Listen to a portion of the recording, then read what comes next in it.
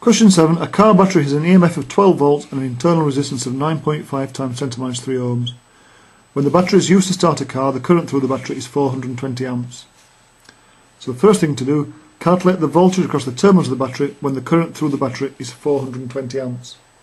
Now quite a number of people, because they knew they were trying to find a voltage, they sort of looked around, they saw there was a current mentioned, they saw there was a resistance mentioned, and they thought, oh, let's multiply current by resistance and that will give us voltage. But of course it does give a voltage, but that's not the terminal voltage. My preferred way of answering this question, because I know that internal resistance causes lost volts, the way I would answer the question would, I'd start by working out lost volts. I know a voltage is always found by multiplying a current times a resistance. If I multiply the current by the internal resistance, I know that's going to be the lost volts. So the current in the circuit is 420 amps times the internal resistance, 9.5 times 10 to the minus 3 ohms. Multiply those two numbers together, you get 3.99 volts, which I should write as 4.0 volts. So that's the lost volts.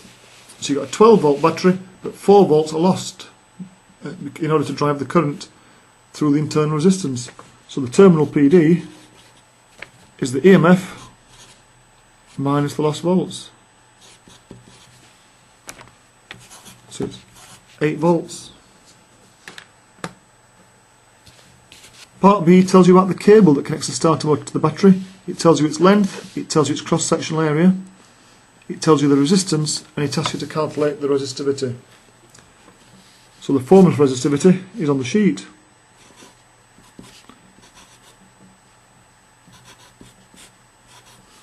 And all we have to do is put the numbers in. It's quite fortunate because in this question they've told you the cross-sectional area and they've told it you in metres squared.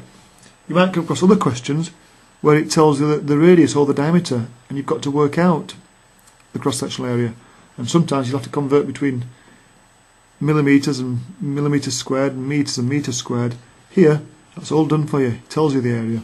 So it's just a simple case of popping it into the formula and you get an answer of 1.7 times 10 to the minus 7. So write that down here.